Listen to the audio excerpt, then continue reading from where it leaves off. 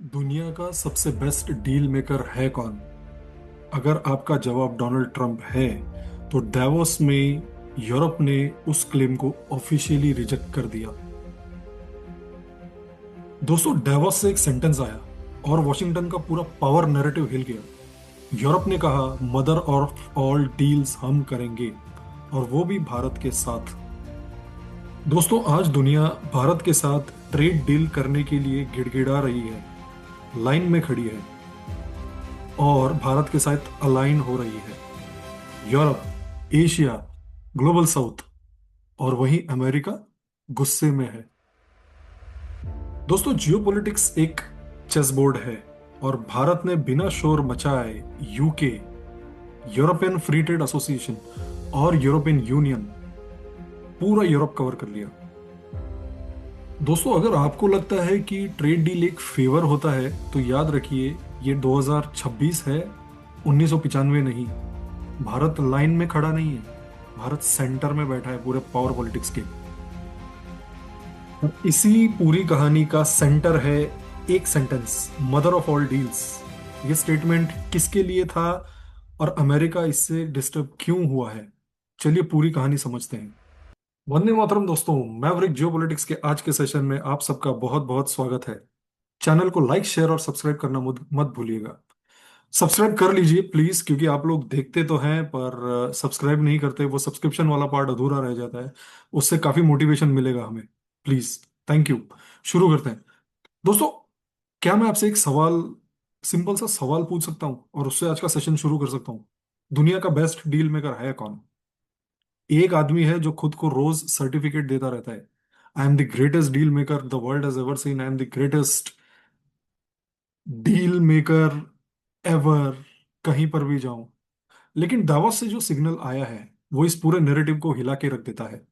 Ursula von der Davos के stage पर खड़ी होती हैं और बोलती हैं, after this I am going to Bharat. यानी जब वो डेवस में थी तब उन्होंने भारत के बारे में कहा था, and we will make the mother of all deals. सोचिए जरा, मदर ऑफ ऑल डील्स, ये कोई कैजुअल स्टेटमेंट नहीं है, ये जियोपॉलिटिक्स में कोड लैंग्वेज होती है। दोस्तों, ये फ्रेज किसके लिए था? ये फ्रेज एक डायरेक्ट चैलेंज था डोनाल्ड ट्रंप के उस ईगो को, जो खुद को बेस्ट डील मेकर मानता है। ये बोलना कि मदर ऑफ ऑल डील्स हम करेंगे, मतलब सीधा कहना, तुम डील मेकर नहीं हो। और ये चैलेंज किसी रैंडम कंट्री ने नहीं दिया, ये चैलेंज दिया गया है यूरोपियन यूनियन ने, जो नॉर्मली डिप्लोमेसी में वर्ड्स चूज करके बोलता है। अब जरा चेसबोर्ड देखिए। भारत ने लास्ट 2-3 साल में एक भी फ्लैशी हेडलाइन के बिना पूरा यूरोप सिस्टमेटिकली कवर कर लिया। सीक्वेंस समझिए, पहले यूके फ्री ट्रेड एग्रीमेंट, फिर ईएफटीए यानी European free trade association group, जिसमें आते हैं स्विट्जरलैंड, नॉर्वे, आइसलैंड एंड लाइकेनस्टाइन, और अब यूरोपियन यूनियन। इसका मतलब क्या है? भारत के लिए यूरोप का मार्केट स्ट्रक्चरली ओपन हो चुका है, और ये कोई छोटा मार्केट नहीं है। Europe is equal to world का largest aircraft manufacturing base, world का second largest automobile ecosystem, high end industrial consumption hub. भारतीय एक्सपोर्टर्स के लिए क्या बदला? अब मैं थोड़ा ग्राउंड रियलिटी पे आता हूं और आपको समझाता हूं। पहले यूरोप में भारतीय गुड्स पे 20 से 25% का टैरिफ लगता था। और वो कौन से गुड्स थे? Textiles, James and jewellery, engineering goods, industrial components.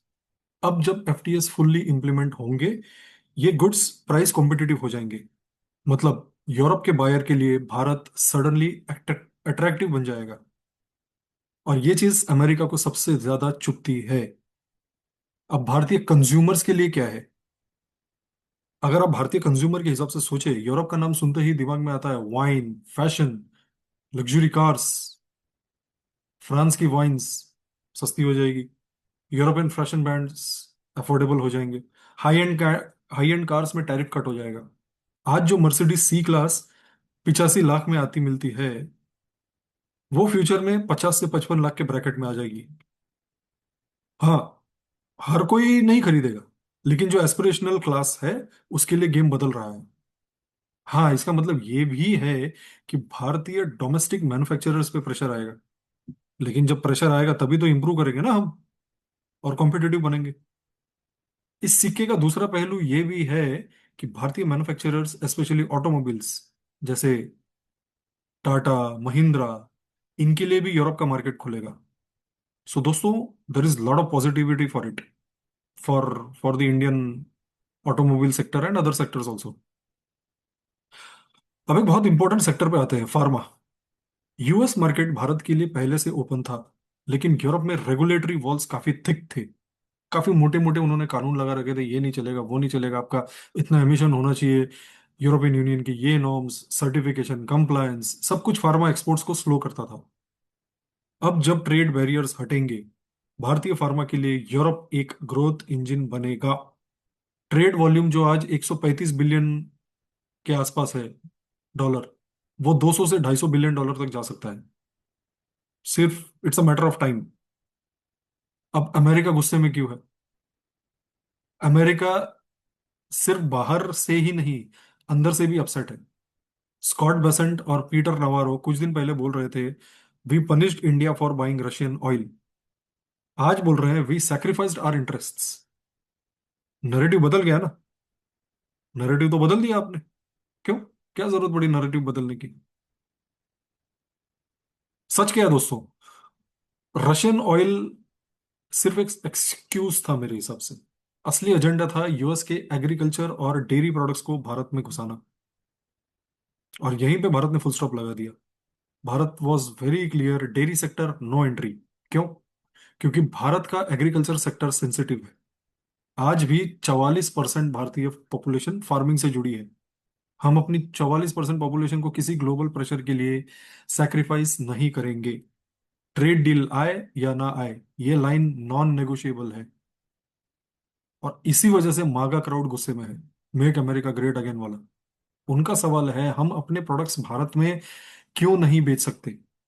जवाब सिंपल है, क्योंकि भारत कोई कॉलोनी नहीं है। भारत एक सोवरन राष्ट्र है भाई, जो अपने फार्मर्स को प्रोटेक्ट करेगा। अब रिपब्लिकन पार्टी के अंदर भी क्रैक आ चुका है इसी चक्कर में। टेड क्रूज खुद बोल चुके हैं, most Republicans want the deal. लेकिन प्रॉब्लम है तीन लोग, Peter Navarro, JD Vance, Donald Trump. JD Vance Bharat friendly दिखने की कोशिश करता है सिर्फ, लेकिन असल में मागा वोट बैंक को अपीस कर रहा है। यूरोप ने ट्रम्प को क्यों इग्नोर कर दिया? ग्रीनलैंड इशू के बाद यूरोप का पेशेंस सच में खत्म हो गया। ग्रीनलैंड कोई छोटा आइलैंड तो है नहीं। ग्रीनलैंड यूरोप के लिए टेरिटरी, सिक्योरिटी और फ्यूचर स्ट्रेटेजी का सिंबल है। और जब ट्रंप ने उस इशू को एक रियल एस्टेट डील की तरह ट्रीट किया, जब ये सिग्नल दिया कि मैं चाहता हूं तो खरीद लूं, उसी दिन यूरोप को क्लियर हो गया, ये पार्टनर इक्वालिटी में बिलीव नहीं करता। ट्रंप चाहता था यूरोप भी उसके टर्म्स पे खेले, डिफेंस में भी, ट्रेड में भी, एनर्जी में भी। मतलब अमेरिका बोले और यूरोप सिर्फ फॉलो करे। लेकिन यूरोप कोई क्लाइंट स्टेट नहीं है। यूरोप एक कलेक्टिव पावर सेंटर है। इसीलिए यूरोप ने एक शब्द में जवाब दे दिया, no. No intimidation, no negotiation under pressure, no दिक्कत। आपसे हम कोई दिक्कत नहीं लेंगे, कोई इंस्ट्रक्शन नहीं लेंगे। और जब यूरोप ने ये डिसीजन लिया, उसी मूवमेंट पे उन्होंने अल्टरनेटिव पार्टनर ढूंढने शुरू कर दिए। और वहां उनको एक नेचुरल फिट दिखा। कौन? जी हाँ, भारत। इसीलिए भारत यूरोपियन यूनियन अलाइनमेंट सिर्फ कोई कोइंसिडेंस नहीं है दोस्तों। ये रिएक्शन है, ये रिकैलिब्रेशन है, ये ट्रस्ट बेस्ड रीअलाइनमेंट है। अगर आप पूरे ओवरऑल सिचुएशन को समझें तो यूरोप को चाहिए एक ऐसा पार्टनर जो सोवरन हो, जो प्रेडिक्टेबल हो, और लॉन्ग टर्म सोचता हो। और भारत उन तीनों बॉक्सेस को टिक करता है। इसी कॉन्टेक्स्ट में उर्सुला वॉन्डर लेन का भारत विजिट सिर्फ ट्रेड के लिए नहीं था, वो एक जियोपॉलिटिकल सिग्नल था। यूरोप अल्टरनेटिव्स बना रहा है, यूरोप प्रेशर पॉलिटिक्स से बाहर आ रहा है, और यूरोप एशिया में अपना ट्रस्टेड पार्टनर पिलर के रूप में चुन रहा है। और वो पिलर है भारत। ये सिर्फ डील नहीं है दोस्तों, ये ग्लोबल पावर इक्वेशन का नया चैप्टर है। ये मैसेज एक ओपन डिक्लेरेशन था दोस्तों, एक पावर शिफ्ट का अनाउंसमेंट था, और एक ईगो को डायरेक्टली एड्रेस करने वाला सिग्नल था। मैसेज ये था, बेस्ट डील मेकर तुम नहीं हो। क्योंकि बेस्ट डील मेकर वो होता है जो प्रेशर में भी बैलेंस रखे, जो थ्रेट से नहीं ट्रस्ट से डील करे। और जो सामने वाले को जूनियर पार्टनर ट्रीट न करे। मदर ऑफ ऑल डील्स हम कर रहे हैं, मतलब ये कोई शॉर्ट टर्म हेडलाइन वाली डील नहीं है। ये 5, 10, 20 साल, 30 साल का रोड मैप है। Supply chains, technology, manufacturing, manufacturing standards, सब कुछ एक ही फ्रेमवर्क के अंदर। और वो डील भारत के साथ है, क्योंकि भारत अनस्टेबल नहीं है, भारत अनप्रेडिक्टेबल नहीं है, भारत रूल्स बेस्ड ऑर्डर मानता है और कमिटमेंट्स को तोड़ता नहीं। और सबसे बड़ी बात, भारत डील के टेबल पर इक्वल चेयर मांगता है, भिखारियों का कटोरा लेकर नहीं खड़ा होता। इसीलिए दोस्तों, ये सिर्फ एक ट्रेड अनाउंसमेंट नहीं था, ये एक जियोपॉलिटिकल स्टेटमेंट था, हेफ्टी जियोपॉलिटिकल स्टेटमेंट। और दुनिया दुनिया ने उसे बिल्कुल क्लियरली समझ ली। तो ट्रम्प काका, अगर आपको लगता है कि ट्रेड डील एक फेवर होता है और दुनिया लाइन में खड़ी रहेगी अमेरिका के गेट के बाहर, तो ये 2026 है, 1996 नहीं। अगर ट्रेड डील नहीं करनी हो मत करो।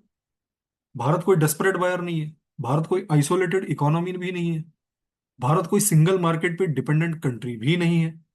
भारत के पास अल्टरनेटिव्स हैं, और भारत ने ऑलरेडी उन्हें कई महीनों पहले एक्टिवेट कर दिया है। यूरोप खुला बैठा है टेक्नोलॉजी के लिए, मैन्युफैक्चरिंग के लिए, फार्मा के लिए, डिफेंस और ग्रीन ट्रांजिशन के लिए। पूरा एशिया खुला बैठा है।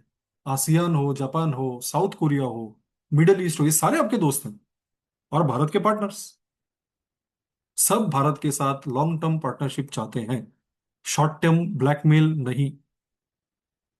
और सिर्फ यही नहीं, पूरा ग्लोबल साउथ खुला बैठा है। Africa, Latin America, West Asia, सबको एक ऐसे पार्टनर की जरूरत है जो इक्वल फुटिंग पे बात करे, लेक्चर ना दे, इंस्ट्रक्शंस ना दे। और इसीलिए जो डील भारत को यूरोप से मिल रही है, वो सिर्फ टैरिफ रिडक्शन वाली डील नहीं है, वो एक स्ट्रेटेजिक अलाइनमेंट है, सप्लाई चेन ट्रस्ट है, लॉन्ग टर्म प्रिडिक्टेबिलिटी है। इसीलिए मैं पूरी जिम्मेदारी से ये कह रहा हूं, यूरोप के साथ भारत की जो ट्रेड डील बन रही है, वो किसी भी अमेरिका सेंट्रिक डील से 10 गुना ज्यादा स्टेबल, 10 गुना ज्यादा रेस्पेक्टफुल और 10 गुना ज्यादा स्ट्रेटेजिक है। डील हो या ना हो अमेरिका के साथ, भारत का फ्यूचर रुकने वाला नहीं। भारत आगे बढ़ता है, भारत डाइवर्सिफाई करता है, और भारत अपनी शर्तें खुद तय करता है, दूसरों के शर्तों पे अपनी हामी नहीं भरता। या एटलीस्ट भारत सुनता है कि भैया तुम भी अपनी बताओ, मैं थोड़ा पॉइंट्स अपने रखता हूं, आओ टेबल पे आके बात करते हैं। This is what is Bharat. चलिए यहीं पर आज के सेशन को हम विराम देते हैं। चैनल को लाइक, शेयर एंड सब्सक्राइब जरूर कीजिए। जय हिंद, भारत माता की जय।